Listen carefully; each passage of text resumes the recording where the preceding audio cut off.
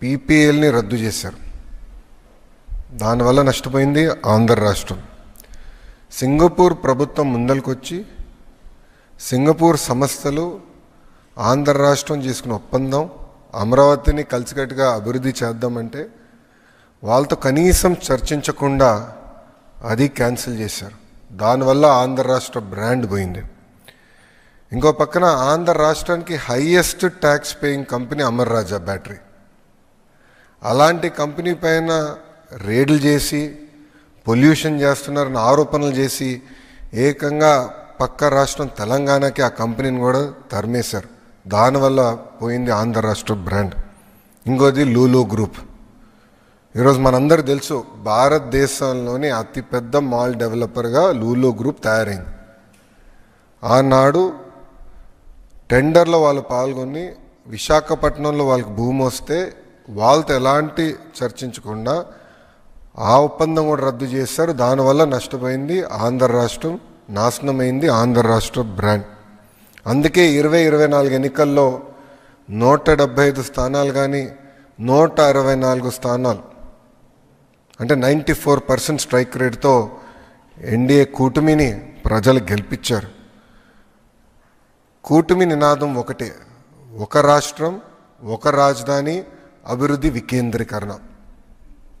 మీరు ఒక్కసారి గమనించండి, అనంతపూర్కి కియా తీసుకెళ్ళాం, ఉత్తర అనంతపూరు కర్నూలుకి పెద్ద ఎత్తున రెన్యూబుల్ ఎనర్జీ సంస్థలు మేము తీసుకెళ్తున్నాం.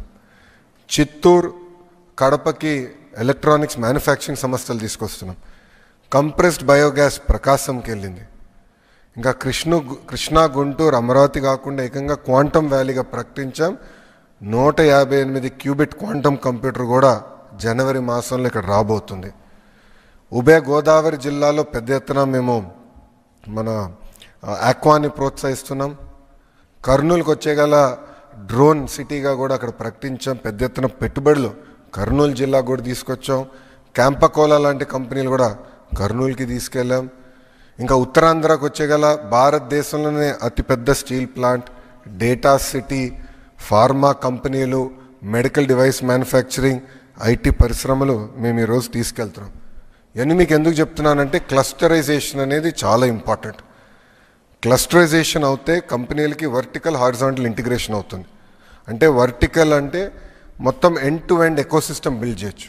అంటే ఒక ఫోన్ తయారీ సంస్థ తీసుకుంటే కెమెరా, మాడ్యూల్, లెన్స్ నుంచి బ్యాటరీ, హౌసింగ్, స్క్రీన్ అవన్నీ వర్టికల్గా తీసుకెళ్ళచ్చు.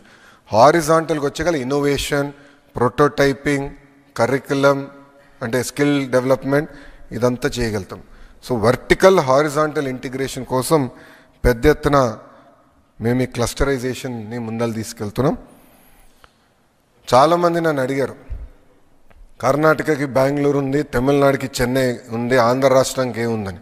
ఆనాడు నేను చెప్పాను చంద్రబాబు నాయుడు గారు మాకున్నారని.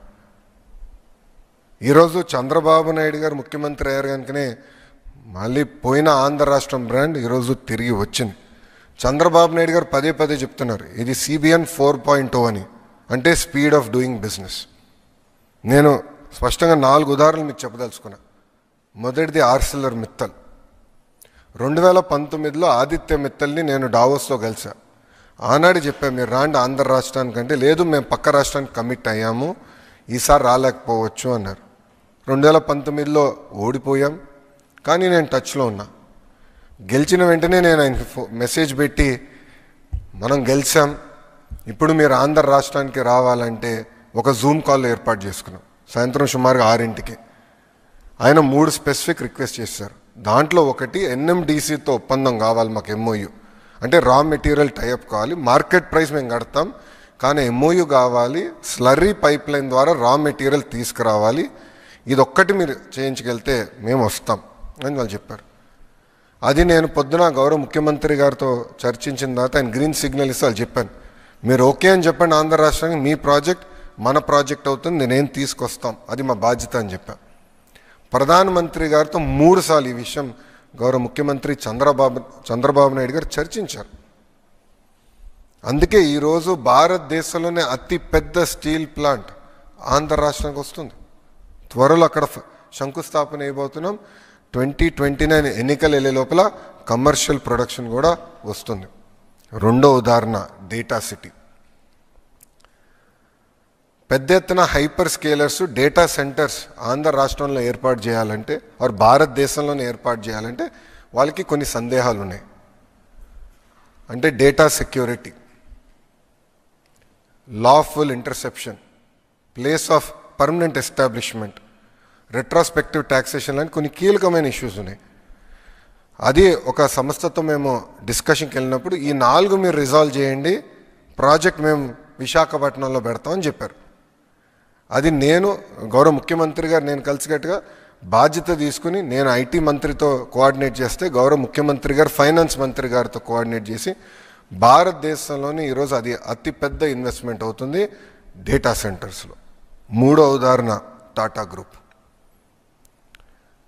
మన ప్రభుత్వం అంటే ప్రజాప్రభుత్వం ఏర్పడిన తర్వాత నేను టాటా గ్రూప్ చైర్మన్ చంద్ర గారిని టైం కోరి ఆయన టాప్ 10 కంపెనీ సీఈఓస్ని ఒక సమావేశం పిలవండి సార్, నేను వస్తాను బాంబేకి, బాంబే హౌస్కి వస్తాను, చిన్నప్పటి నుంచి బాంబే హౌస్ అని విన్నాను, ఒకసారి చూడాలని కోరిక కూడా ఉంది నాకు, నేను వస్తాను, మీరు అక్కడ ఏర్పాటు చేయండి, ఐ వాంట్ ఇంటరాక్ట్ అంటే 3 గంటలు 3 అవర్స్ ఇంటరాక్షన్ జరిగింది. టాటా పవర్, అదేవిధంగా air India, Tata electronics, TCS వీళ్ళతో డిస్కషన్ జరిగింది. ఆ 3 గంటలు కొన్ని ఒప్పుకున్నాం. రెన్యూబుల్ ఎనర్జీలో 7 గిగావాట్ల పెట్టుబడి వాళ్ళు చేస్తారని, టీసీఎస్ విశాఖపట్నానికి తీసుకొస్తారని. అదొక బాధ్యతగా ఒక పట్టుదలతో ఏ రాష్ట్రం ఇవ్వని విధంగా 99 పైసలకి 20 ఎకరాలు, సుమారుగా 20 ఎకరాలు మేము టీసీఎస్కి ఇచ్చాం. అది మాకున్న కమిట్మెంట్. ఇది ఎందుకు చేసామంటే అసలు విశాఖపట్నం ఐటీ మ్యాప్లో లేదు, ఐటీ మ్యాప్లోకి తీసుకెళ్ళాలంటే ఒక షాక్ ఇవ్వాలి సిస్టమ్, కానీ నేను చేశాను. దెన్ కాగ్నిసెంట్ గురించి కూడా మారదాం. నేను డావోస్కి వెళ్ళినప్పుడు డావోస్లో కాగ్నిసెంట్ సీఈఓని కలిసా. వాళ్ళ బూత్కి గౌరవ ముఖ్యమంత్రి గారు నేను వెళ్ళి అక్కడ మాడుతుంటే నాకు కంపెనీ కొంచెం సందేహం ఉంది వీళ్ళు అని. అప్పుడు వాళ్ళ సీఈఓని నేను పక్క తీసుకెళ్ళి ఒకటే చెప్పా, మీరు వైజాగ్ రండి, మీకు భూమి 99 పైసలు నేను ఇస్తానని. ఆయన నమ్మలా, ఇది అవుతుందా, ఇది సాధ్యమా అని. చేసి చూపించే బాధ్యత నాదని చెప్పా. ఎప్పుడైతే టీసీఎస్కి చేసి చూపించామో కాగ్నిసెంట్ వచ్చింది.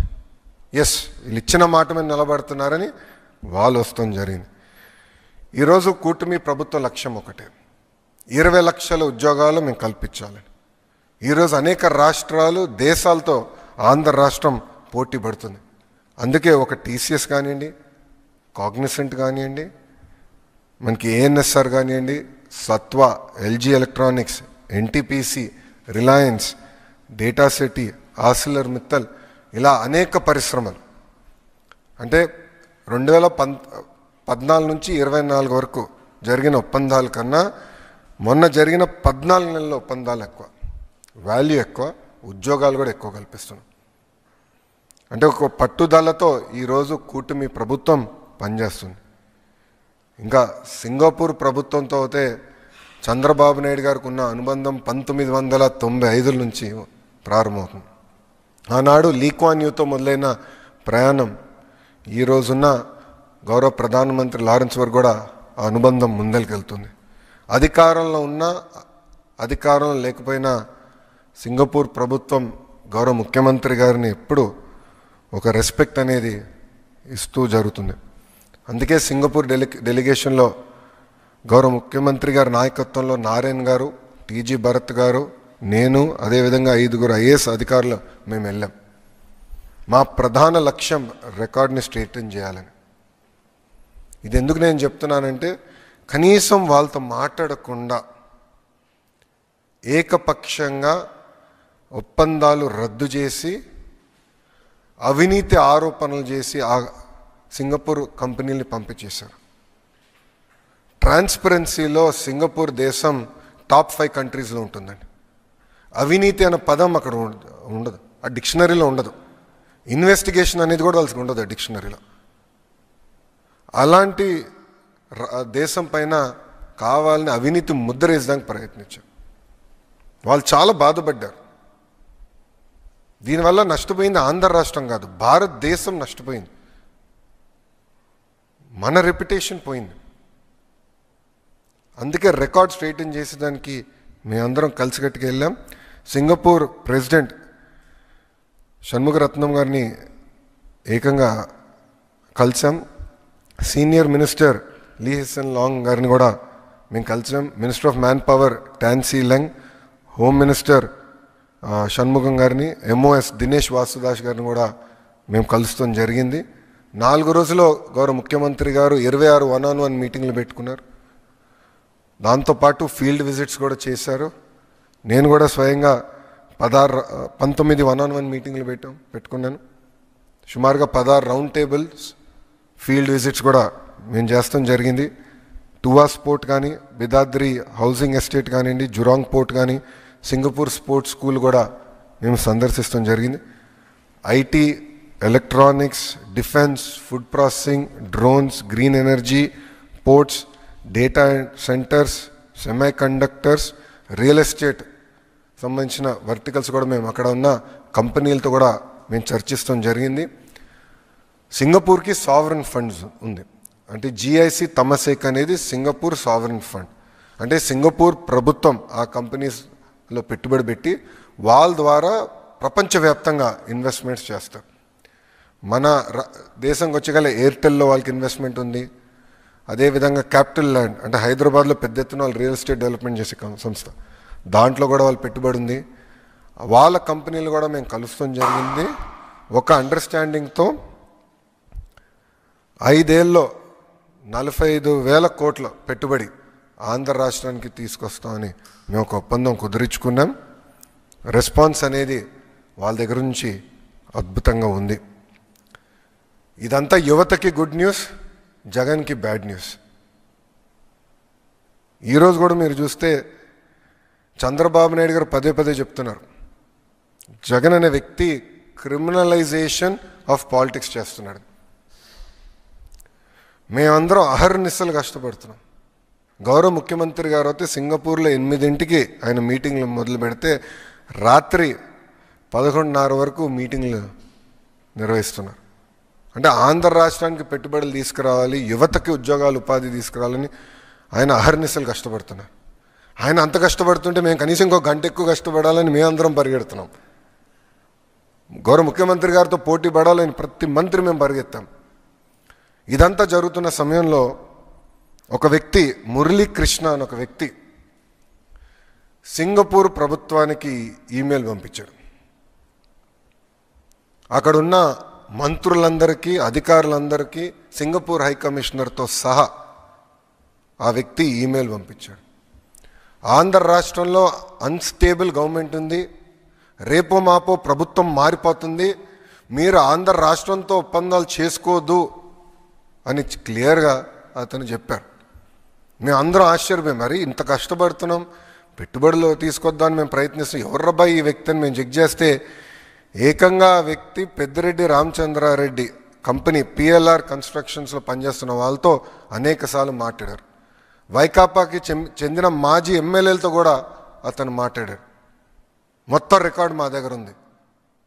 అంటే వాళ్ళు ఒక వ్యక్తిని ప్రోత్సహించి అతని చేత ఒక ఈమెయిల్ పెట్టిస్తే ఇవన్నీ ఆగిపోతాయి, అభివృద్ధి జరగదు, అప్పుడు తిప్పి మమ్మల్ని తిట్టచ్చు, అభివృద్ధి జరగలేదని ప్రయత్నం చేస్తున్నాడు Jagan Reddy. This is criminalization of politics. Boss, TCS లాంటి సంస్థకి మేము 99 పైసల్లో భూమి ఇస్తే ఎందుకండి వీళ్ళకి అంత ఏడుపు? కోర్టులో కేసేస్తారు. ఒక సంస్థని ముందలు పెట్టి కోర్టులో కేసేసి సీజే గారు బెంచ్ మీద వచ్చేటట్టు చూసుకుంటే చేసి స్టే ఇవ్వమని కోరుతారు. సీజే గారు అక్షంతలు వేసి, అవును తప్పేంటి, టీసీఎస్కి ఇస్తే తప్పేంటి, మీకెందుకు ఇబ్బంది, ఉద్యోగాలు వస్తున్నాయి మీకేంటని చెప్పి పక్కన పడేశారు. అంటే చూడండి, అడుగడుగునా అభివృద్ధి జరగకూడదు, పెట్టుబడులు రాకూడదు, వచ్చే కంపెనీలని తరిమేయాలి, అదే లక్ష్యంతో పనిచేస్తున్నారు. నిజంగానే బాధ వేస్తుందండి ఈరోజు. ఎందుకంటే సింగపూర్ ప్రభుత్వంలో పనిచేస్తున్న అధికారులు ఒక మాట చెప్పారు. చెన్నైలో ఒక కంపెనీ, సింగపూర్ కంపెనీకి ఏదో ఇబ్బంది వస్తే డిఎంకే, ఏఐడిఎంకే ఎంపీలు అందరూ కలిసికట్టుగా వెళ్ళి సింగపూర్ హై కమిషనర్ గారిని కలిశారు. సింగపూర్ అంటే భారతదేశంలో సింగపూర్ అధికారులను కలిసి ఇది ఉంది, ఈ సమస్య ఉందని చెప్పారంట. ఆయన ఆశ్చర్యపోయారు, అరే మీరు ఇద్దరు ఎప్పుడు కొట్టుకుంటారు కదా, ఇప్పుడు ఇద్దరు కలిసికట్టుగా వచ్చి ఏంటి మమ్మల్ని కలిశారంటే వాళ్ళు ఒక మాట చెప్పారంట, సార్ చెన్నై వరకు మేము కొట్టుకుంటాం సార్, చెన్నై దాటి వచ్చిన తర్వాత మేము తమిళనాడు సార్, తమిళనాడు మేము రాష్ట్రం కోసం మేము కలిసికట్టుగా పనిచేస్తాం, మాకు ఎలాంటి విభేదాలు లేవు, ఈ సమస్య మీరు పరిష్కరించండి అని చెప్పారు. కానీ ఈరోజు చూడండి, ప్రభుత్వం ఇంత కష్టపడుతుంటే, పెట్టుబడులు తీసుకొచ్చడానికి అహర్నిశలు ప్రయత్నిస్తుంటే, వీళ్ళు ఇట్లా ఈమెయిల్స్ రాయించి ఏకంగా కోర్టుకి వెళ్తే ఇంకెక్కడ పోతాండి. మనం బాండ్స్ కూడా రేజ్ చేశాం. ఆర్బీఐ దగ్గర నుంచి అందరి వరకు వీళ్ళు ఈమెయిల్స్ రాశారు. అంటే రాష్ట్రం ముందరికి వెళ్ళకూడదు, ఎట్టి వరుస ఆపేయాలి. వాళ్ళు చేయరు, చేసేవాళ్ళని చేయనీయకుండా ప్రయత్నిస్తున్నారు. ఇది ప్రజలందరూ గమనించాలి. ఎందుకంటే దీనివల్ల తీవ్రంగా నష్టపోయేది ఎవరండి? ఆంధ్ర రాష్ట్రం. ఎవరు బ్రాండ్ పోతుంది? ఆంధ్ర రాష్ట్రం బ్రాండ్ పోతుందండి. చాలా బాధేస్తున్నా ఈమెయిల్స్ అని చదువుతుంటే. ఒక్కసారి కానీ బ్రాండ్ పోతే ఎందుకు వస్తాడు పెట్టుబడులు పెట్టేదానికి రాష్ట్రానికి? ఎవరన్నా ఒక ప్రాజెక్ట్ వెనక్కి వెళ్తే రేపు ఎవడొస్తాడండి? నమ్మకంతో ఎందుకు ముందరికి వస్తాడు? ఈరోజు బాబు గారి పేరు చెప్పుకుని మేము తలుపులు తెరుస్తున్నాం. ఆయన ముఖ్యమంత్రిగా ఉన్నారు కనుక అందరు తిరిగి మళ్ళీ వస్తున్నారు ఆంధ్ర రాష్ట్రానికి. ఇతర దేశం మంత్రులు వస్తున్నారు ఆంధ్ర రాష్ట్రానికి చర్చించడానికి. మొన్నైతే యుఏఈ మినిస్టర్ గారు ఫస్ట్ విజయవాడకు వచ్చి ఇక్కడ ప్రోగ్రామ్ చేసిన తర్వాతనే పక్క రాష్ట్రాలకు వెళ్ళారు ఆయన. అంటే అంత కమిట్మెంట్తో మేము పనిచేస్తుంటే వైకాపా వాళ్ళు ఇది చేస్తున్నారు. దీనివల్ల ఒక ఆంధ్ర రాష్ట్రం నష్టపోతుంది, ఆ దేశంలో ఉంటున్న తెలుగు వాళ్ళు కూడా నష్టపోతున్నారు. ఎందుకంటే వాళ్ళ రెప్యుటేషన్ కూడా పోతుంది. ఏంటిది, ఏ రాష్ట్రంలో లేదు, ఏంటిది, ఎందుకు ఇట్లా జరుగుతుందని వాళ్ళు తిప్పి మమ్మల్ని ప్రశ్నిస్తున్నారు. దీంతోపాటు మొన్న చాలా అద్భుతంగా తెలుగు వాళ్ళు అక్కడ మాకు ఘన స్వాగతం పలికారు. మాకు తెలిసినంత వరకు సింగపూర్ చరిత్రలో ఎప్పుడు జరిగిన విధంగా 2000 మంది తెలుగు వాళ్ళు ఏకంగా ప్రోగ్రాంకి వచ్చారు. డయాస్పోరా మీటింగ్ జరిగింది. గౌరవ ముఖ్యమంత్రి గారు సుమారుగా 1:45 ఓపికగా నుంచి ప్రతి వ్యక్తితో ఫోటో దిగిన తర్వాతనే మళ్ళీ తిరిగి ఆయన మీటింగ్లు కూడా వెళ్తాం జరిగింది. సో కమిట్మెంట్తో మేము వెళ్ళాం. ప్రోగ్రాం అద్భుతంగా జరిగింది. రాబోయే రోజుల్లో పెద్ద ఎత్తున అనౌన్స్మెంట్స్ కూడా ఆంధ్ర రాష్ట్రానికి వస్తాయి. మీరందరూ చూస్తున్నారు, మేము ఎంఓయూలు చేయట్లే, డైరెక్ట్ ఎగ్జిక్యూషన్లోకే వెళ్తున్నాం. జియోలు ఇష్యూ చేస్తున్నాం. ఎందుకంటే speed of doing business. MoU time waste అని నా థియరీ. అంటే 1 డే 2 డేస్ కూడా ఎందుకు టైం వేస్ట్ చేయాలి? మొన్న కొన్ని కంపెనీలకు ఎట్లా పనిచేసామో మీకు చెప్పాలి. మొన్న ఐటీ సంస్థలకి ఒకరోజు ఫస్ట్ డే ఎస్ఐపిసి పెట్టారు, సెకండ్ డే ఎస్ఐపిబి పెట్టారు, థర్డ్ డే క్యాబినెట్కి తీసుకొచ్చాం. 3 రోజుల్లో డ్యూ ప్రాసెస్ ఫాలో అయ్యి చట్టాన్ని మొత్తం పాటించి మేము చేసాం. ఎందుకు చేసాం? పెట్టుబడులు ఆంధ్ర రాష్ట్రంకి రావాలి, 2029 కల్లా మన పిల్లలకి పెద్ద ఎత్తున ఉద్యోగాలు ఉపాధి రావాలి లక్ష్యంతో మేము పనిచేస్తున్నాం. దయచేసి ఇదంతా ఆంధ్ర రాష్ట్ర ప్రజలు గమనించాలని ఈ సభాముఖంగా నేను కోరుకుంటూ, ఇప్పుడు మీడియా మిత్రులకి ఏమైనా ప్రశ్నలు ఉంటే దానికి సమాధానం చెప్పేదానికి నేను సిద్ధంగా ఉన్నా.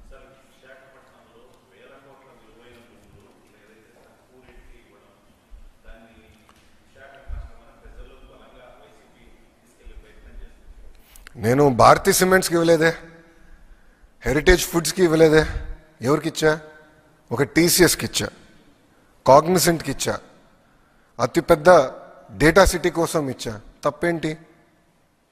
ఉద్యోగాలు ఉపాధి కల్పించేదానికి నేను కష్టపడుతున్నా. ఇప్పుడు ఇదే లాజిక్ తీసుకున్నాం.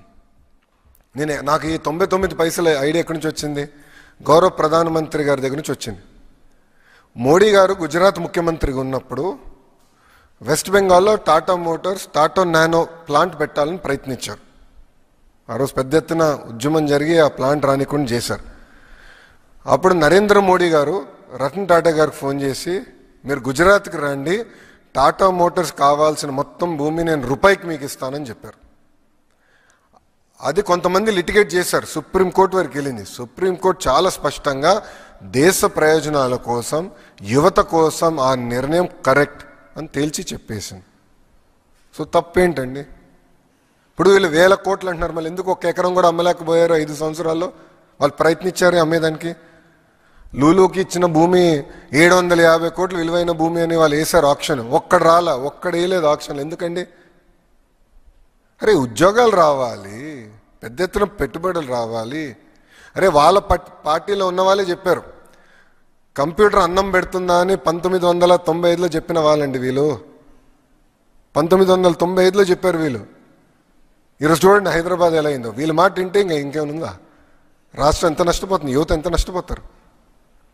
సో మనం కష్టపడుతున్నాం, పెట్టుబడులు తీసుకొస్తాం, లక్ష్యంగా పెట్టుకుని ఒక వార్ ఫుటింగ్లో పెట్టుకున్నాం, అహర్నిశలు మేము కష్టపడుతున్నాం.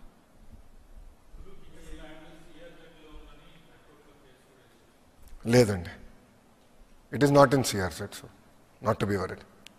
ప్రాజెక్ట్ పూర్తి చేస్తాండి. ఎందుకంటే మీరు చూస్తే హాస్పిటాలిటీ, రీటైల్లో maximum number of jobs create అవుతాయండి. For every rupee invested maximum number of jobs get created in these 2 sectors. అందుకే గౌరవ ముఖ్యమంత్రి గారు ఈ 5 సంవత్సరాలు 50,000 హోటల్ రూమ్స్ రావాలని మాకు డైరెక్షన్ ఇచ్చారు. జియోఎంకి డైరెక్షన్ ఇచ్చారు సార్. సో లాడ్జెస్ నుంచి 5 స్టార్ హోటల్స్ వరకు అన్ని కేటగిరీస్లో హోటల్స్ ఎట్ట తీసుకురావాలి అని మాకు డైరెక్షన్ ఇచ్చారు. దానికోసం మేము పనిచేస్తున్నాం. తిరుపతిలో కానివ్వండి, కర్నూలులో కానివ్వండి, అనంతపూర్లో కానివ్వండి, అమరావతిలో, విశాఖపట్నంలో, కాకినాడ, రాజమండ్రిలో పెద్ద ఎత్తున హోటల్స్ కూడా రాబోతున్నాయి. ఎందుకంటే every key adds jobs and ఉద్యోగాల కల్పనే మా లక్ష్యం.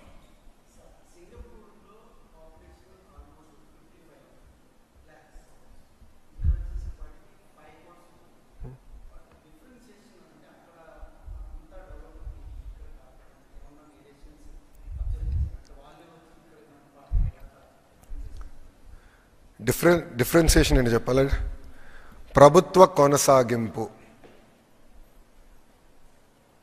స్వాతంత్రం నుంచి అక్కడ ఒకే ఒక ప్రభుత్వం ఉంది. అప్స్ ఉంటాయి, డౌన్స్ ఉంటాయి నంబర్స్లో, కానీ ఒకే ఒక ప్రభుత్వం ఉంటుంది. ఆ ప్రభుత్వం కొనసాగింపు వల్ల పాలసీస్ కొనసాగుతాయి, ఇన్వెస్టర్స్కి కాన్ఫిడెన్స్ వస్తుంది.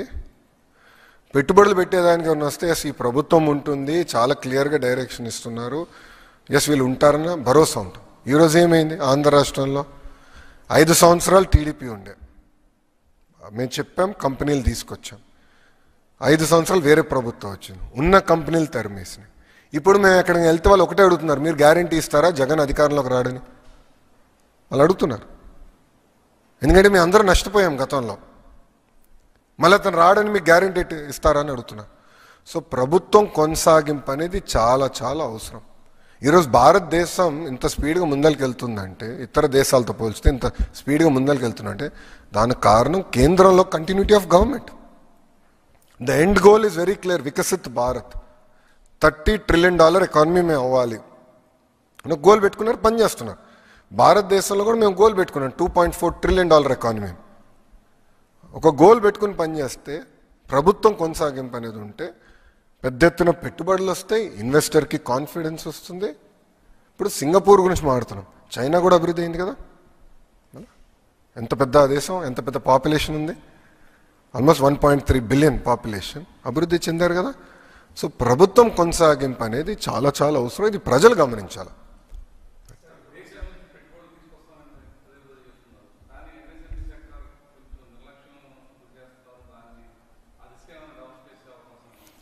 మీరు చూస్తే ఎంఎస్ఎంఈ రిజిస్ట్రేషన్స్ కూడా, కొత్త కంపెనీ రిజిస్ట్రేషన్స్లో కూడా గడిచిన అంటే 2024 ముందలతో పోల్చితే పెద్ద ఎత్తున రిజిస్ట్రేషన్స్ గత 14 నెలల్లో జరిగినాయి.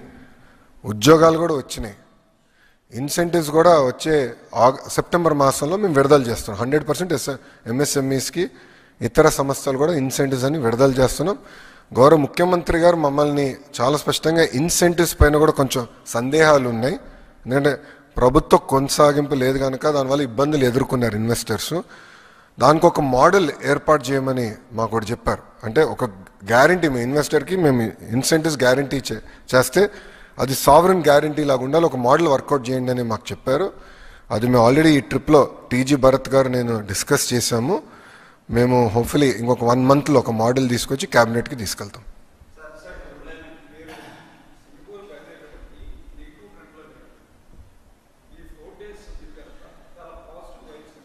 ఎస్,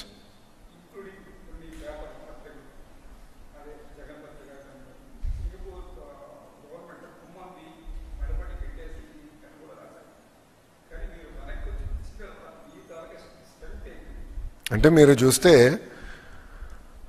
ఒక మంత్రి గారిని కలిసిన తర్వాత ఆయన ఒక ఫేస్బుక్ పోస్ట్ పెట్టారు, 2019లో ఏకపక్షంగా ఒప్పందాలు రద్దు చేశారు అని ఆయన పెట్టారు. అధికారంలో ఎవరు ఉండేయండి అప్పుడు? వైకాపా ప్రభుత్వం కాదా? ఆయన తెలియదా ఇట్లా ఒప్పందాలు రద్దు చేస్తే ఇబ్బంది పడతామని? అంటే ఎలాంటి అనుభవం లేని వ్యక్తి, ఒక విజన్ లేని వ్యక్తి, కనీసం మంత్రిగా పనిచేయని వ్యక్తి ముఖ్యమంత్రి అవుతే ఇంత నష్టపోతాం స్వామి. ఆయన ఎంతసేపు నాకెంత అని ఆలోచించిన వ్యక్తి తప్ప ప్రజలకి మంచి చేద్దాం, అభివృద్ధి చేద్దాం, ఉద్యోగాలు కల్పిద్దాం, పెట్టుబడులు తీసుకొద్దాం అని ఏనాడైనా ఆలోచించలేదు. 5 సంవత్సరాలు చెప్పుకునే స్థాయి ఒక కంపెనీ వచ్చిందా మనకి? ఏనాడైనా ఆంధ్ర రాష్ట్రం గురించి ఒక్కరిన మాట్లాడారండి 5 సంవత్సరాలు? నేను అసూయపడేవాడండి. అరే తమిళనాడుకి వెళ్ళిపోతున్నాయి కంపెనీలు, తెలంగాణకి వెళ్ళిపోతున్నాయి కంపెనీలు, 5 సంవత్సరాలు ఇంత నష్టపోతున్నాం ఏంటని చాలా బాధపడ్డామండి. అరే ఉన్న కంపెనీలు పంపించే కదా, అమర్రాజాని పంపించే. ఇట్లనే హెరిటేజ్ని కూడా ఇబ్బంది పెడితే వాళ్ళు వెళ్ళి పక్క రాష్ట్రంలో పెట్టుబడి పెట్టారు 5 సంవత్సరాల్లో. ఇక్కడ చేయనట్లేదు. కంపెనీలు రాష్ట్రం కోసం ఆగవండి, వెళ్ళిపోతాయి. వాళ్ళు కూడా కమిట్మెంట్స్ ఉంటాయి. చంద్రబాబు నాయుడు గారు వెళ్ళి చాలా స్పష్టంగా మేము మీతో ఉన్నాం, అయిపోయింది, కలిసికట్టుగా పనిచేద్దాం, ఒక అద్భుతమైన రోడ్ మ్యాప్ ఏర్పాటు చేసుకుందాం, ఫ్రేమ్వర్క్ పెట్టుకుందాం, ఆ ఫ్రేమ్వర్క్కి కొంచెం చట్టబద్ధత కూడా కల్పిద్దాం, కలిసికట్టుగా పనిచేద్దాం, మళ్ళీ ఆగిపోయిన అభివృద్ధిని ముందరికి తీసుకెళ్దాం చాలా స్పష్టంగా డిస్కస్ చేశారు. వాళ్ళు కూడా ముందరికి వచ్చి ఒక అమరావతి కాదు రాష్ట్రంలో కూడా మొత్తం రాష్ట్రంలో మేము కలిసికట్టుగా అభివృద్ధి చేద్దాం. వేరే ప్రాజెక్ట్స్ అంటే ఇప్పుడు మీకు స్పెషల్ ఎకనామిక్ జోన్స్ కానివ్వండి, పోర్ట్స్ కానివ్వండి, ఇవన్నిట్లో కలిసికట్టుగా చేద్దామని వాళ్ళు ముందరికి వచ్చారు. సో గతంలో అమరావతి ఉండేది, ఇప్పుడు అమరావతి కాదు, అమరావతి కూడా చేద్దాం. ఇప్పుడు వరల్డ్ బ్యాంక్ కూడా వచ్చారు, ముగ్గురు కలిసి చేద్దామని ఒప్పుకున్నాం. అమరావతి కాకుండా ఇతర ప్రాంతాలు కూడా అభివృద్ధి చేద్దామని నిర్ణయం తీసుకున్నాం. మీరే చూస్తారు కదా, మీరే చూస్తారు.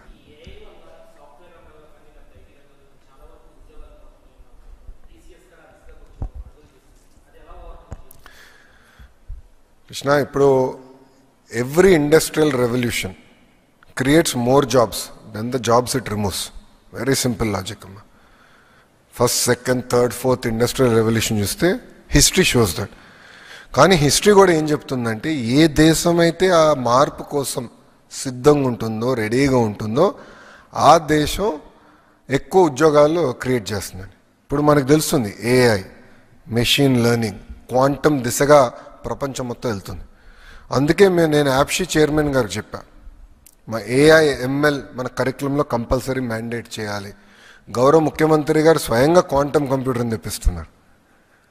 సో ముందు చూపుతో ఇండస్ట్రీ ఏ డైరెక్షన్లో వెళ్తుందో గేజ్ చేసుకొని దానికి కావాల్సిన ఎకో సిస్టమ్ మొత్తం మేము క్రియేట్ చేస్తున్నాం. ఇప్పుడు 1995లో గౌరవ ముఖ్యమంత్రి గారు విజన్తో ఐటీ ఈ స్థాయికి వస్తుందని ఆనాడు ఒక్క టవర్తో మొదలైందండి ఐటీ రెవల్యూషన్, సైబర్ టవర్. ఇప్పుడు కూడా ఫోటోలు చూస్తే నిజంగానే ఆశ్చర్యం కలుగుతుంది.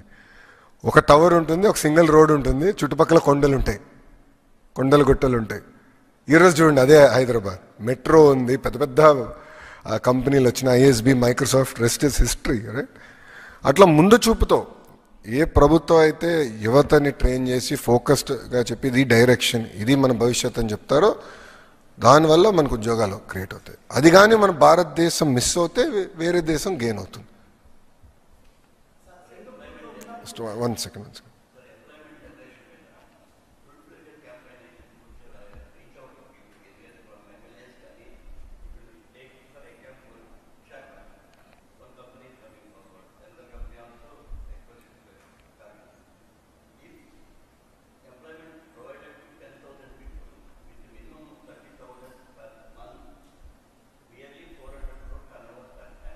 కరెక్ట్.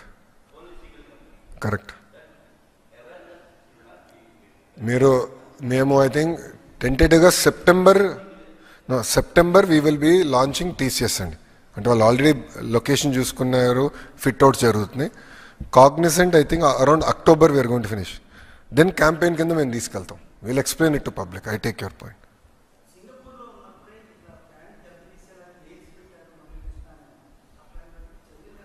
100% చాలా కఠినమైన యాక్షన్ ఉంటుంది.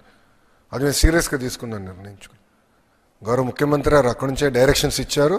ఎవరైతే ఆంధ్ర రాష్ట్ర బ్రాండ్ని దెబ్బతీసడానికి ప్రయత్నిస్తున్నారో వాళ్ళు ఎవరిని మేము వదిలిపెట్టాం, చాలా కఠినంగా తీసుకుంటాం. ఎందుకంటే ఒక్కసారి బ్రాండ్ పోతే ఎవరు రారండి. ఇప్పుడు ఆంధ్ర రాష్ట్రం అంటే అనుభవం ఉన్న వాళ్ళు కానివ్వండి, గౌరవ ముఖ్యమంత్రి గారు తెలిసిన వాళ్ళంటే నమ్మరు. కానీ కొత్త కంపెనీ, ఒక స్టార్టప్ కంపెనీ, ఇప్పుడు ఈరోజు ఏమైంది, స్టార్టప్ కంపెనీస్ 1 బిలియన్ నుంచి 100 బిలియన్ వాల్యుయేషన్కి వెళ్ళిపోతున్నాయి. అలాంటి కంపెనీస్ పట్టుకురాలని వాళ్ళకి డౌట్ వస్తుంది కదా, ఏంటిది ఇతర రాష్ట్రాలకి వెళ్ళాలనుకున్నప్పుడు ఈ ప్రాబ్లం లేదు, ఎందుకు ఆంధ్ర రాష్ట్రంలోనే ఏదైనా ఒక డౌట్ వస్తుంది కదమ్మా. అందుకే వీళ్ళపైన కఠినంగా వ్యవహరిస్తాం, దాంట్లో ఎలాంటి డౌట్ లేదు. We will not let them go. రిపీటెడ్గా జరుగుతున్నాయి. అందుకే ప్రజలు కూడా అప్రమత్తంగా ఉండాలండి. అందుకే ప్రజలు కూడా అప్రమత్తంగా ఉండాలి. గతంలో ఆర్బీఐ, సెబీ వీళ్ళందరూ పంపించారు. ఇప్పుడు ఏకంగా సింగపూర్ ప్రభుత్వానికి మొత్తం ఆల్ మినిస్టర్స్, ఆల్ సెక్రటరీస్ పంపించారు. మళ్ళీ నిన్న కోర్టులో కేసేశారు. మొన్నే కదండి, నిన్న ఈమెయిల్ అయింది. నేను రాత్రే కదా గౌరవ ముఖ్యమంత్రి గారు తిరిగి వచ్చారు, మేము పొద్దునే దిగా స్వామి. స్పీడ్ ఆఫ్ యాక్షన్ కూడా ఉండాలంటారు, అంతేనా? Not speed of doing business, speed of action. Agreed. Singapore ప్రభుత్వం తెలుసు చంద్రబాబు నాయుడు గారి గురించి, అందుకే పక్కన పడేసింది ఈమె. ఇప్పుడు చంద్రబాబు నాయుడు గారికి సింగపూర్కి ఉన్న అనుబంధం 1995లో మొదలైందండి. నా ప్రెస్ మీట్ స్టార్టింగ్ రిమార్క్స్లో కూడా చెప్పా, అధికారంలో ఉన్నా అధికారంలో లేకపోయినా బాబు గారు అంటే చాలా గౌరవం. వాళ్ళకి ఫెలోషిప్స్ ఉంటాయండి. There are 2 fellowships. Lee Kuan Yew fellowship అంటారు, ఎస్ఆర్ నాథన్ ఫెలోషిప్ అంటారు. ఈ ఫెలోషిప్ అంటే ఒక సంవత్సరానికి ఒకరిని లీ క్వాన్ యూ ఫెలోగా సింగపూర్ తీసుకెళ్ళి ఆల్ ఎక్స్పెన్సెస్ పెయిడ్, అక్కడున్న పారిశ్రామికవేత్తలతో, అదేవిధంగా పొలిటికల్ టీంతో, గవర్నమెంట్ టీంతో డిస్కషన్ పెడతారు, ఎక్స్చేంజ్ ఆఫ్ ఐడియాస్ పెడతారు. గౌరవ ముఖ్యమంత్రి గారు ప్రతిపక్షంలో లీ క్వాన్ యూ ఫెలోగా వెళ్ళారు. నన్ను 2018లో ఎస్ఆర్ నాథన్ ఫెలోగా నన్ను పిలిచారు, నేను వెళ్ళా. ఆల్మోస్ట్ 6-7 డేస్ నేను కూడా ఉన్నా అప్పుడు సింగపూర్లో. సో వాళ్ళంతా గౌరవిస్తారు ముఖ్యమంత్రి గారు.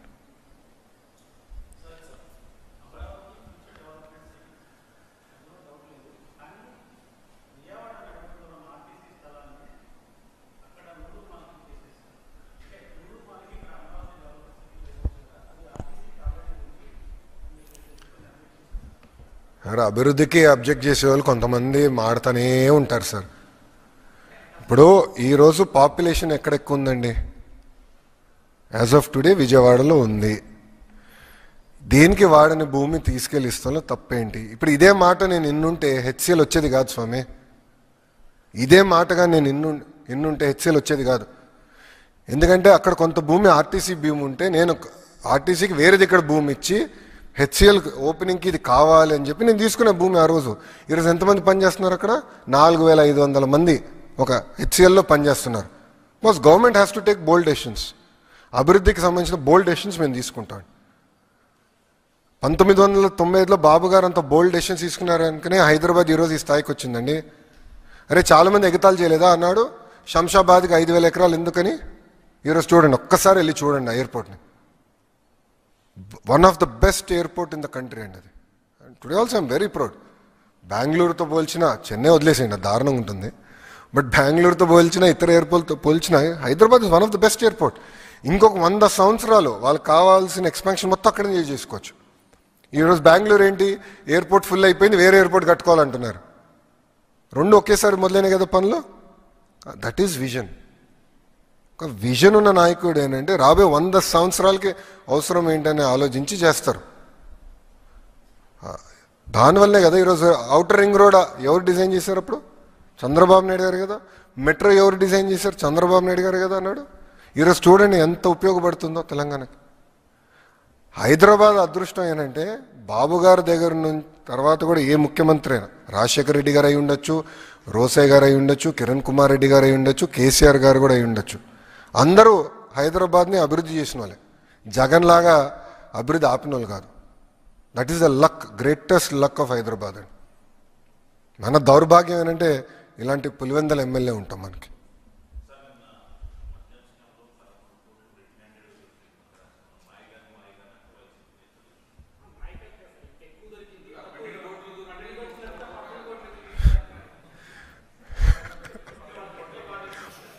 సరే ఏ పెట్టిలు ఎంత పడుతుందో మాకేం తెలుసు స్వామి, అది మీరు జగన్మోహన్ రెడ్డి గారిని అడగండి, నీట్గా లెక్కలు ఇస్తారు.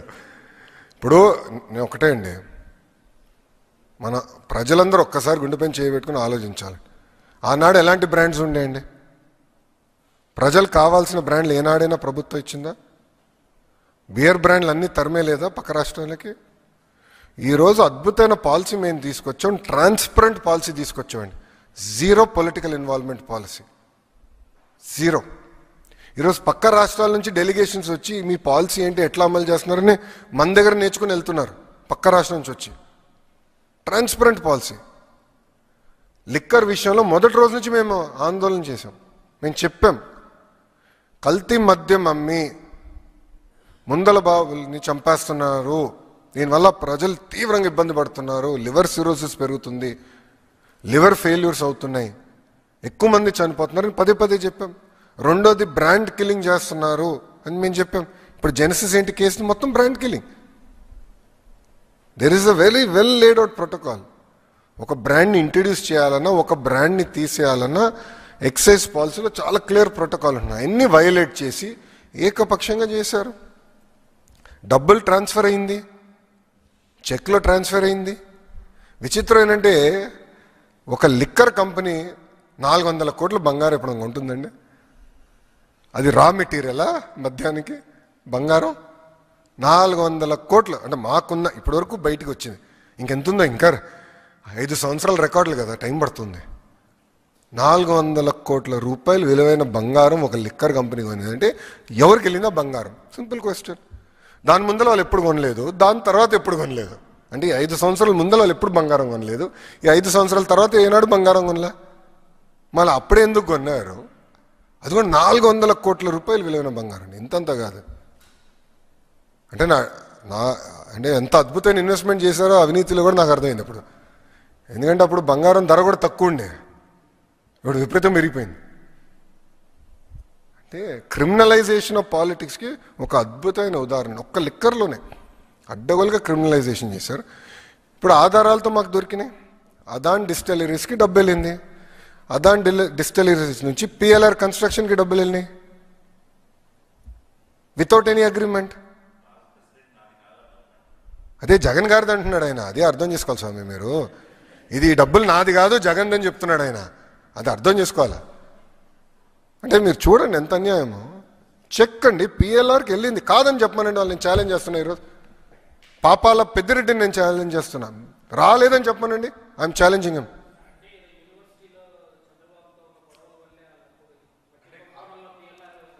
సార్ డబ్బులు వెళ్ళినాయా లేదా? అవినీతి సొమ్ము సార్. పిఎల్ఆర్ అనేది ఒక కరప్ట్ కంపెనీ నంబర్ 1. వాళ్ళ బిజినెస్ ఏంటి? కన్స్ట్రక్షన్. లిక్కర్ కంపెనీ నుంచి డబ్బులు ఎందుకు వెళ్ళినాయి నాకు చెప్పండి sir, please tell me. Liquor company నుంచి పిఎల్ఆర్కి డబ్బులు ఎందుకు వెళ్ళినాయి? Straight question. వాళ్ళేం కోర్ బిజినెస్ కాదు కదా అది. ఆ డబ్బులు ఎందుకు వెళ్ళినాయి చెప్పమనండి. పాపాల పెద్దిరెడ్డిని నేను ఛాలెంజ్ చేస్తున్నా. నిజంగానే అంత కక్ష ఉంటే 2014-19 మధ్యలో వీళ్ళు బయట తిరిగే పరిస్థితి ఉండేదా స్వామి? తప్పు చేశారు, యాక్షన్ తీసుకున్నాం, దేర్ ఎండ్స్ ద మ్యాటర్.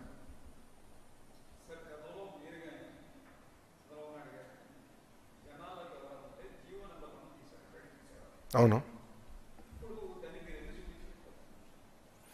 మాకు అవసరం ఏంటండి? ఈరోజు రాజ్యాంగం అందరికీ స్వేచ్ఛ ఇచ్చింది, తిరిగేదానికి అవకాశం ఇచ్చింది. We're implementing constitution of India. Doctor BR Ambedkar garu రాసిన రాజ్యాంగం మేము అమలు చేస్తున్నాం. ఈరోజు కూడా ఇప్పుడు మీరు ఒకటి గమనించాలి, పోలీస్ అధికారులు ఈరోజు ఏం చేస్తున్నారు? క్రౌడ్ని రెగ్యులేట్ చేస్తున్నారు. ఎందుకంటే అందరిలో ఒకేసారి జగన్మోహన్ రెడ్డి గారు పైన పడితే మళ్ళీ మాకు సెక్యూరిటీ లేదని ఆయన ఏడుస్తాడు. మళ్ళీ విచిత్రం ఏంటంటే వాళ్ళే డబ్బులు ఇస్తారు, వాళ్ళే ముందిస్తారు, ప్రజల్ని తోలుకొని వస్తారు, మళ్ళీ వాళ్ళే వచ్చి ఆయన పైన పడతారు, మళ్ళీ మాకు సెక్యూరిటీ లేదని వాళ్ళే కంప్లైంట్ చేస్తారు. సెక్యూరిటీ ఇస్తేమో ప్రజలు మా దగ్గర రానిట్లేదని వాళ్ళే కంప్లైంట్ చేస్తారు. ఇది వింతగా లేదా మీకు? మేము వీఆర్ రెగ్యులేటింగ్. అంటే రోడ్లో ఎంత, ఇప్పుడు ఆల్రెడీ ఒకరిని చంపారు కదా, మీరు ఒక్క విజిట్లో కార్ కింద ఒకరు పడ్డారు కదా, వీడియో బయటకు వచ్చింది. ఆ రోజు కానీ జగన్మోహన్ రెడ్డి గారు దిగి ఆ వ్యక్తిని ఆయన కారులో పెట్టుకొని హాస్పిటల్కి వెళ్ళుంటే ఆ వ్యక్తి ఈరోజు బతికేవాడు. ఒక వ్యక్తి చనిపోయాడు, కనీసం వెళ్ళి ఆ కుటుంబాన్ని పరామర్శించలేదైనా. నంబర్ 2, ఆయన వెళ్తున్న దాంట్లో ఒకరి గుండుపోటు వచ్చి చనిపోయాడు ఆయన కార్యకర్త, ఆయన కనీసం పట్టించుకోలేదు. ఆ ట్రాఫిక్లో అంబులెన్స్లో ఒకటి చిక్కుని ఏకంగా బయటికి రాలేకపోయాడు ట్రాఫిక్ నుంచి, ఇంకొకరు చనిపోయారు. అంటే ఒకరిని పరామర్శించడానికి వెళ్తే ముగ్గురిని చంపేశాడు స్వామి. మళ్ళీ అది జరిగితేమో తప్పు ప్రభుత్వాన్ని, రెగ్యులేట్ చేస్తేమో తప్పు ప్రభుత్వాన్ని. We're following due process of the law. Jaganmohan Reddy garu లాగా మేము మన గేట్కి తాళ్ళు కట్టట్లే కదా స్వామి, బయటికి రాని కూడా చేయట్లే కదా. ఇప్పుడు గౌరవ ముఖ్యమంత్రి గారి ఇల్లు చుట్టూ, ఇప్పుడు చంద్రబాబు నాయుడు గారి ఇల్లు చుట్టూ 144 సెక్షన్ అమల్లో లేదు. ప్రజలు రావచ్చు, వాళ్ళ సమస్యలు చెప్పుకోవచ్చు. వారానికి ఒక రోజు నేను ప్రజా దర్బారు నిర్వహిస్తున్నాను, ఓపెన్గా మాట్లాడుతున్నాం. మేము మనుషులమే, 10 నిర్ణయాలు 3 తప్పొస్తే సరిదిద్దుదానికి మేము సిద్ధంగా ఉన్నాం స్వామి. వీఆర్ నాట్ పర్ఫెక్ట్, నేర్చుకుంటున్నాం. We're willing to learn. అది ఈ ప్రభుత్వానికి, కూటమి ప్రభుత్వానికి ఉన్న చిత్తశుద్ధి. ప్రతిదీ మేము చర్చిస్తున్నాం, డిస్కస్ చేస్తున్నాం, పరిష్కరిస్తున్నాం.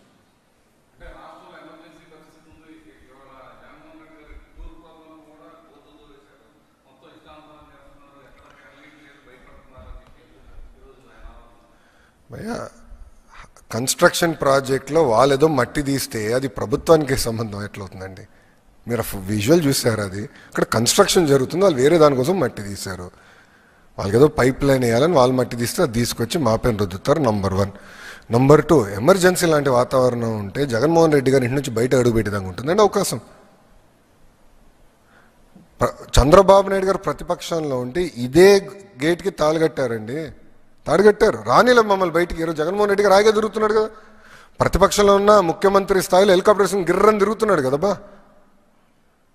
అమరావతి నుంచి నెల్లూరుకి హెలికాప్టర్లో వెళ్ళాడు, చౌంటబట్ల దిగాడు, ఆగి ఏసీ బండి ఎక్కాడు, వెళ్ళాడు, వచ్చాడు. మళ్ళీ అక్కడి నుంచి హెలికాప్టర్లో జంప్ బెంగళూరు, ఫినిష్. హెలికాప్టర్లు తిరుగుతున్నాడు. పర్మిషన్లు ఇస్తున్నావా, మేము భద్రత కల్పిస్తున్నావా? మళ్ళీ పోలీసులు పెడితేమో ఎక్కువ మంది పోలీసులు పెట్టాడని మళ్ళీ ఆయన అంటాడు, పెట్టబోతేమో ఎవడు పెట్టలేదు అంటాడు. విచిత్రం ఏంటంటే, ఒక మాట చెప్తానండి. మొన్న ఒక హెలికాప్టర్లో వచ్చాడు ఆయన, దిగి వాళ్ళ మనుషులే ప్రజల్ని ఇట్టి రమ్మని వీడియోలు చూపిస్తున్నారు. వాళ్ళు వచ్చి హెలికాప్టర్ని ధ్వంసం చేశారు, అద్దం పగలగొట్టారు తెలుసా వైకాపా కార్యకర్తలు. పాపం హెలికాప్టర్ లీజింగ్ కంపెనీ వాడు ఓన్ గొడవ 16 లక్షలు నాకు బొక్కరా పోయి అద్దం పగలగొట్టాడు ఈడని. ఎంత అన్యాయం అండి. అంటే పిలుస్తున్నారు, వాళ్ళు పైలట్ చెప్పాడండి ఇన్వెస్టిగేషన్లో, ఇట్లా పిలుస్తున్నారండి, రాండి రాండి రాండి అని. ఆపితేమో ఆపారంటారు. ఇప్పుడు ప్రతిపక్ష అంటే మాజీ ముఖ్యమంత్రి పులివెందుల ఎమ్మెల్యే ఈరోజు బయటికి వెళ్తే ఎనీవేర్ బిట్వీన్ 1000 నుంచి 3000 మంది పోలీస్ సోదరులు ఓడిపోయి వస్తారు. ముఖ్యమంత్రి గారు వెళ్తే కూడా అంత భద్రత ఇవ్వట్లేదు మేము. మళ్ళీ రెగ్యులేట్ చేస్తేమో ఆపారంటారు, రెగ్యులేట్ చేయకపోతేమో రేపు వదిలేమంటారా? సూటిగా వాళ్ళని అడుగుతున్నా. 1000 మంది ఎవరు ఉండరు రేపు ఆయన ప్రోగ్రాంలో, హాయిగా వెళ్ళిపోతారు. ఏమైనా జరిగితే మాది బాధ్యత కాదు. ఒప్పుకుంటాడా వాళ్ళు? చెప్పండి, ఎందుకు ఈ గోళ్ళంతా? స్ట్రైట్. అరే ఎంతమంది మనుషులు చంపుతారండి ఒక ట్రిప్లో? నాకు అర్థం అవ్వదు. ఈరోజు కూడా ఒక పోలీస్ సోదరుని కొట్టారు వాళ్ళు, ఫ్రాక్చర్ అయింది పోలీస్ సోదరు చెయ్యి. ఎంత అన్యాయమో చూడండి. మేము ప్రతిపక్షంలో మేము వెళ్ళాం, ఏనాడైనా మేము దాడి చేసామా? వి ఫాట్, గట్టిగా వార్నింగ్ ఇచ్చాం. కానీ ఇట్లా మేము మా సొంత కార్యకర్తలు ఏనాడు చంపలా. అది కాదు మాకున్న సంస్కారం. తల్లి పైన కేసు గెలిచిన తర్వాత సంబరాలు చేసుకునే ఏకైక కొడుకు జగనేమో. అసలు తల్లిపైన ఎవరన్నా కేసు పెడతారండి? చెల్లిపైన ఎవరన్నా కేసు పెడతారా? 2021, 22లో గిఫ్ట్ డీడ్ అండి అది. తల్లికి గిఫ్ట్ డీడ్ కింద ఏదో ఇచ్చారని చెప్పి ఇచ్చినట్టుగా లాగేసుకున్నాడు. ఎక్కడ పోతున్నారండి వీళ్ళు? ఈయన ఒక నాయకుడా? సొంత తల్లి చెల్లిపైన కేసు పెట్టిన వ్యక్తి ఏనాడు నాయకుడు అవుతాడండి? ఇంట్లో ఉన్న తల్లికి చెల్లికి న్యాయం చేయలేనోడు రాష్ట్రంలో ఉన్న మహిళలకి న్యాయం చేయగలుగుతాడా? నేను సూటిగా ప్రశ్నిస్తున్నా.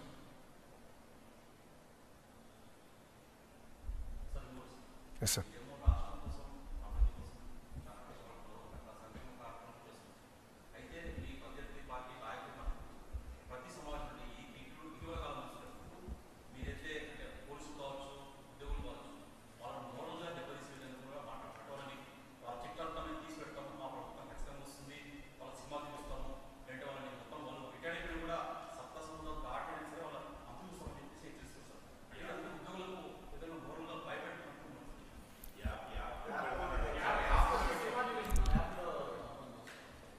వింతే ఒక మాట చెప్తానండి, చట్టాన్ని ఎవరిని ఉల్లంఘిస్తే వాళ్ళపైన యాక్షన్ తీసుకునేది కూటమి ప్రభుత్వమే. ఎవరన్నా కానీ చట్టాన్ని ఉల్లంఘిస్తే మేమే యాక్షన్ తీసుకుంటాం.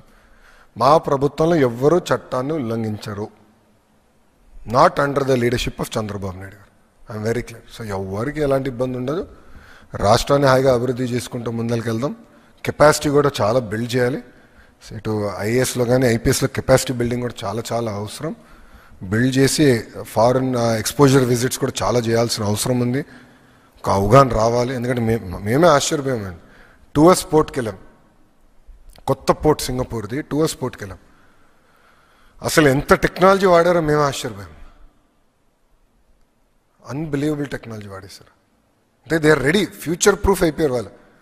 వాళ్ళకి విజన్ ఉంది, 2040 గల అన్ని పోర్ట్లు మూసేసి టూఎస్ పోర్ట్కి మొత్తం 100% షిఫ్ట్ అవ్వాలి. సిస్టమేటిక్గా చేస్తున్నారు, ఒక విజన్తో పనిచేస్తున్నారు. అది మనకు చాలా చాలా అవసరం రాష్ట్రానికి. అంటే ఒక డైరెక్షన్ ఉంటేనే మనం పని చేయగలుగుతాం. బ్లైండ్గా వెళ్తే చాలా ఇబ్బంది పడతాం. సో కెపాసిటీ బిల్డింగ్ కూడా చాలా చాలా అవసరం. అది మేము చేస్తాం అండి, 100%. ఇప్పుడు మీకు ఏంటంటే, సింగపూర్కి స్వాతంత్రం వచ్చిన తర్వాత లీక్వానీ గారు ఆనాడు వాళ్ళు మత్స్యకార గ్రామంగా ఉన్నప్పుడు ఆయన ఏకంగా అధికారుల్ని చైనాకు పంపించి నేర్చుకోండి మీరని చెప్పారు. ఇతర దేశాలు కూడా పంపించారు. ఈరోజు వాళ్ళే కోరారు మీకు ఎక్స్పోజర్ విజిట్స్ పాలసీ. ఇప్పుడు ఏంటంటే ఒక ఫ్రేమ్వర్క్ మెకానిజం వాళ్ళు చాలా బాగా చేస్తారు. కొన్ని సెక్టర్ మ్యాపింగ్ వాళ్ళు చేశారు, నాకు మ్యాప్స్ కూడా ఇచ్చారు. అంటే ఎలా సెక్టర్ ట్రైనింగ్ అప్రోచ్ చేయాలని నేను అడిగా. నేను విన్నానంటే వాళ్ళు నాకు మ్యాప్స్ అన్ని ఇచ్చారు, కాపీ ఇచ్చారు. చేసి హెల్ప్గా అంటే ఎవరు చేశారు కూడా మేము చెప్తాం, మీరు ఎంగేజ్ చేసుకోండి. సో స్కిల్ డెవలప్మెంట్లో చాలా కీలకం మ్యాపింగ్. అది చేస్తున్నాం. అట్లా చాలా నేర్చుకోవచ్చు అండి. ఇప్పుడు ఇతర రాష్ట్రాల నుంచి నేర్చుకునే చాలా ఉంటాయి, ఇతర దేశాల నుంచి నేర్చుకునే చాలా ఉంటాయి. కానీ నేర్చుకోవాలన్న మనసు ఉండాలి. అది కూటమి ప్రభుత్వానికి ఉంది. నేర్చుకుందాం, నంబర్ 1 అవుదాం అనేది ఒక సంకల్పంతో మేము పనిచేస్తున్నాం.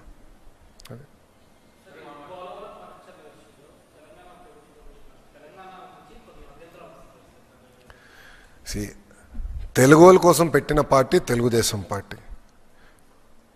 తెలంగాణ ఈరోజు ఇంత అభివృద్ధి చెందిందంటే దానికి కారణం తెలుగుదేశం పార్టీ. ఇప్పుడు పటేల్ పట్వారీ వ్యవస్థ రద్దు దగ్గర నుంచి నక్సలిజంతో పోరాటం కానివ్వండి, ఈరోజు తెలంగాణలో రోడ్లు కానివ్వండి, స్కూల్స్ కానివ్వండి, ఆసుపత్రులు కానివ్వండి, ఆనాడు తెలుగుదేశం పార్టీ అధికారంలో ఉన్నప్పుడు చేసిన అభివృద్ధి. ఈరోజు హైదరాబాద్ ఈ స్థాయికి వచ్చిందంటే ఒక విజన్తో, ఒక పట్టుదలతో మేము ఆనాడు పనిచేసాం కనుకనే వచ్చింది ఈరోజు ఈ స్థాయికి. అన్న ఎన్టీఆర్ ముఖ్యమంత్రి కాకుండా ముందల మత ఘర్షణలు ఎక్కువ ఉండేది. కర్ఫ్యూ పెట్టేవారు హైదరాబాద్లో. ఇక్కడ గుర్తుందా లేదు, సీనియర్లకి గుర్తుంటుంది. ఇక్కడ కర్ఫ్యూలు పెట్టేవారు. ఎప్పుడైతే అన్నగారు ముఖ్యమంత్రి అయ్యారో దానికి ఫుల్ స్టాప్ పడింది. అంటే ఒక శాంతియుత వాతావరణంలో హైదరాబాద్ వచ్చింది. అక్కడి నుంచి మన ప్రయాణం మొదలైంది. అంటే నక్సలిజంతో పోరాడం, ఎంతోమంది నాయకులు మనం కోల్పోయాం నక్సలిజం కోసం. చంద్రబాబు నాయుడు గారిని ఆల్మోస్ట్ మనం పోగొట్టుకున్నాం నక్సలిజం కోసం. పోరాడం ఎవరి కోసం పోరాడం? రాష్ట్ర అభివృద్ధి, తెలంగాణ అభివృద్ధి కోసం. ఇప్పుడు ఆనాటి ప్రభుత్వం కాళేశ్వరం ప్రాజెక్ట్ కట్టినప్పుడు మనం ఏనాడు అడ్డుపడలేదే. ఎందుకంటే గోదావరి మిగులు జలాలు సముద్రంలోకి వెళ్తున్నాయి. సముద్రంలోకి వెళ్ళే బదులు మనం మిగులు జలాలు ఆపుకుని మన ప్రాంతాలు మనం లిఫ్ట్ చేస్తే ఏంటండి? ఇప్పుడు మనం ఏం చేస్తున్నాం? ఏ జలాలైతే తెలంగాణ ప్రాంతం దాటి ఆంధ్ర రాష్ట్రానికి వచ్చిన తర్వాత ఒక ప్రాజెక్ట్ నిర్మించుకుని ఆ నీళ్ళని మనం తీసుకెళ్తున్నాం రాయలసీమకి. అంటే తెలంగాణ దాటి వచ్చింది. రివర్స్లో ఎవడు నీళ్ళు తీసుకెళ్ళాలి కదా, తేలండి. ఇక్కడి నుంచి ఎక్కడికి వెళ్తుంది? సముద్రంలోకి వెళ్తుంది స్వామి ఆ నీళ్ళు. అది తీసుకెళ్తే ఎందుకండి వాళ్ళు అంత ఇబ్బంది పడుతున్నారు? నాకు అదే ఆశ్చర్యంగా ఉంది. ఎందుకు ఇబ్బంది పడుతున్నారు? మళ్ళీ అట్లయితే మీరు కాళేశ్వరం ప్రాజెక్ట్ ఎందుకు కట్టారు? రెగ్యులేటరీ కమిటీ అప్రూవల్ ఉందా మీకు? అరే మిగులు జలాల్ని మనం సముద్రంలోకి పోయే జలాల్ని మేము లిఫ్ట్ చేసి మేము పెట్టుకున్నాం అంటే కావాలని ప్రాంతీయ విద్వేషాలు రెచ్చగొట్టి తెలుగు వాళ్ళ మధ్య చిచ్చు పెట్టడానికి ప్రయత్నిస్తున్నారు. This nothing but that.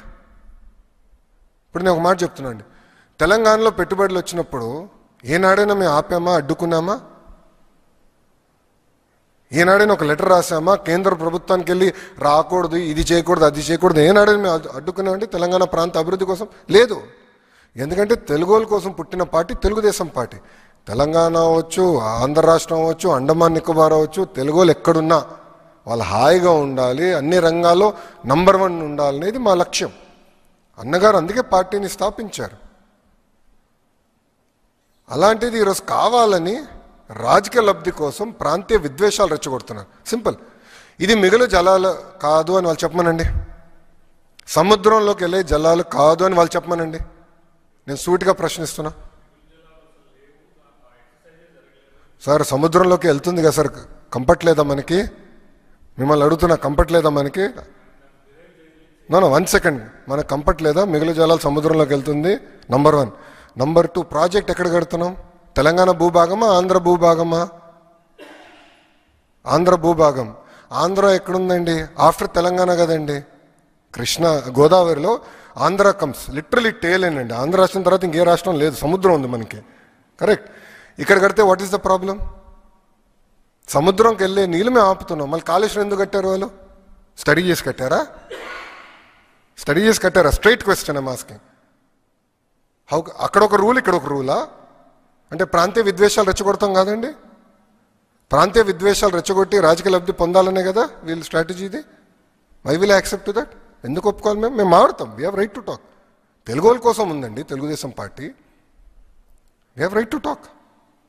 వాళ్ళకు ఒక నీతి, మాకు నీతి. అంటే ఇక్కడ ఆంధ్రాకు ఒక నీతి, తెలంగాణ ఒక నీతి. కరెక్ట్ కదా. తెలుగు వాళ్ళ కోసం ఒకటే ఉండాలి. మిగులు జలాలు నీళ్లు సముద్రంలోకి వెళ్తుంటే ఆంధ్ర భూభాగంలో కడుతున్నాం. ఓకే, నీళ్ళు రాలేదు, ఏమవుతుంది? ప్రాజెక్టు డ్రైగా ఉంటుంది. ఒక సంవత్సరం 2 సంవత్సరాలు డ్రైగా ఉండొచ్చు, అంతే కదా. అంతేగాని తెలంగాణ నీళ్ళు మేము ఎక్కడ తీసుకోవట్లేదు కదండి. ఆంధ్ర రాష్ట్రం తెలంగాణ నీళ్ళు తీసుకోవట్లేదు కదా. ప్రాజెక్ట్ తెలంగాణలో కట్టి లిఫ్ట్ చేసి ఆంధ్రాకి తీసుకురావట్లేదు కదా. జలాలు తెలంగాణ దాటి ఆంధ్ర భూభాగంలోకి వచ్చిన తర్వాత ప్రాజెక్ట్ కట్టి లిఫ్ట్ చేస్తున్నాం ఆ నీళ్ళని. వాట్ ఈస్ రాంగ్ అని నేను స్ట్రైట్గా ప్రశ్నిస్తున్నా.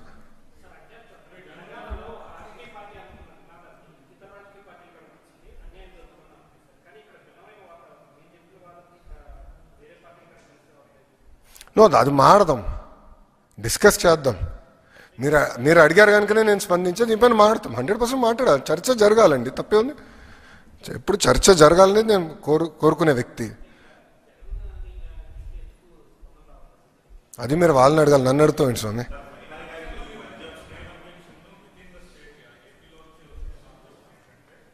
Who is objecting? So called experts. Let's leave it there. వీళ్ళ మాట వింటే హైదరాబాద్ ఈ స్థాయికి వచ్చేది కాదు. వీళ్ళ మాట వింటే టీసీఎస్కి నేను భూమి ఇవ్వకూడదు. వీళ్ళ మాట వింటే డేటా సిటీ రాదు స్వామి. With all due respect, so called experts I'm not here to answer. ఈరోజు రాయలసీమకి మేము నీళ్ళు తీసుకెళ్ళాం కదండి. 1 సెకండ్. ఈరోజు రాయలసీమకి నీళ్ళు తీసుకెళ్ళాం, లైనింగ్ చేసాం కదా మేము. యుద్ధ ప్రాతిపదికంగా లైనింగ్ చేసి ప్రాజెక్టులన్నీ మేము రివైవ్ చేసాం కదా. ఈరోజు హాయిగా పంటలు పండించుకుంటున్నారు కదా. నెల్లూరు కూడా మేము నీళ్ళు తీసుకెళ్తున్నాం కదా. మెట్ట ప్రాంతానికి మేము నీళ్ళు తీసుకెళ్తున్నాం. That is our commitment. There is a reason why people elected us. 94% మ్యాండేట్తో they have elected us. We have a responsibility boss.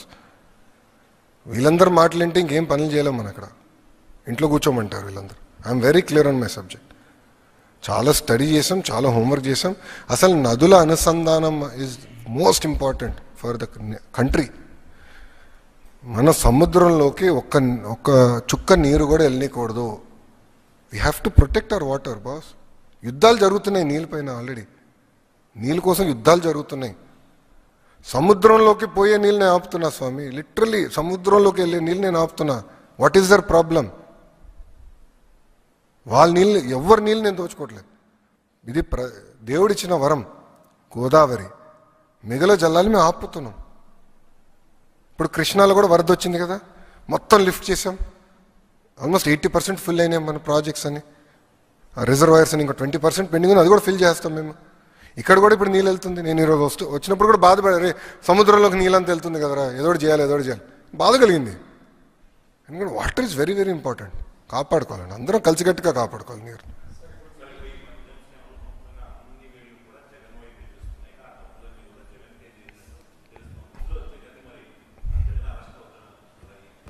చట్టం దాన్ని పని చేసుకుంటూ వెళ్తుందండి.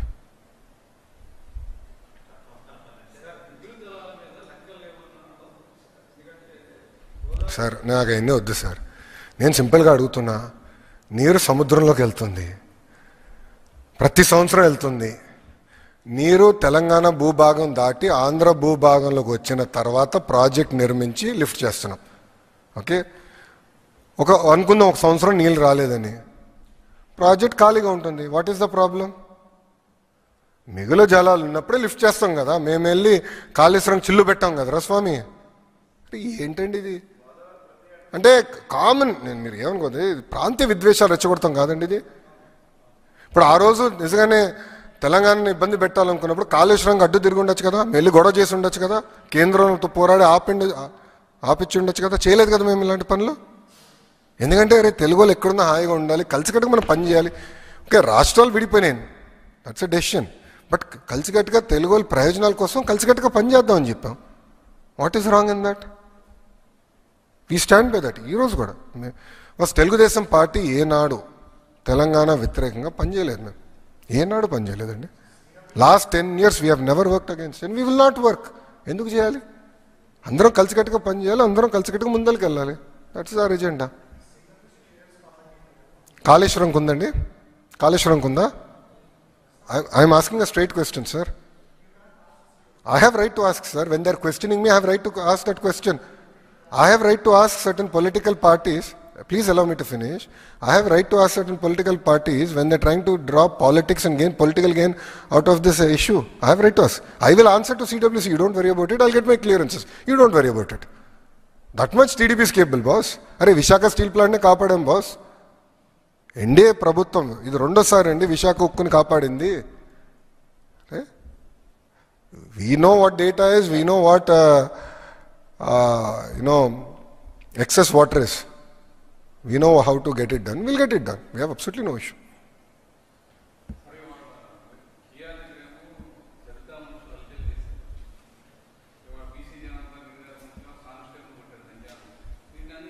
Already action తీసుకున్నాం. నంద్యాలలో జరిగిన ఇన్సిడెంట్ పైన ఆల్రెడీ ఎఫ్ఐఆర్ కట్టాం, యాక్షన్ తీసుకుంటాం. ఎవరు చట్టాన్ని ఉల్లంఘించడానికి లేదు, ఏ పార్టీ అయినా చట్టాన్ని ఉల్లంఘించడానికి లేదు. We will take firm action, no second thoughts.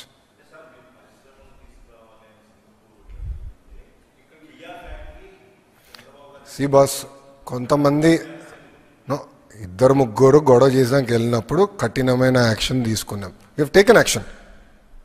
FIR is already file. We're going to take action. Over. నంద్యాలలో ఆల్రెడీ ఎఫ్ఐఆర్ ఫైల్ అయిపోయిందండి. మీకు ఇంకా న్యూస్ రాలా? మేము స్పీడ్లో no questions, law and order జోలికి ఎవరు వెళ్ళినా, ఏ పార్టీ వెళ్ళినా మేము ఉపేక్షించాం. ఆల్రెడీ ఎఫ్ఐఆర్ అయిపోయింది, action will be followed, no second thoughts about it. చట్టం దాన్ని పని చేసుకుంటూ వెళ్తుందండి. థ్యాంక్ యూ అన్నా, ఉంటా. జై హింద్.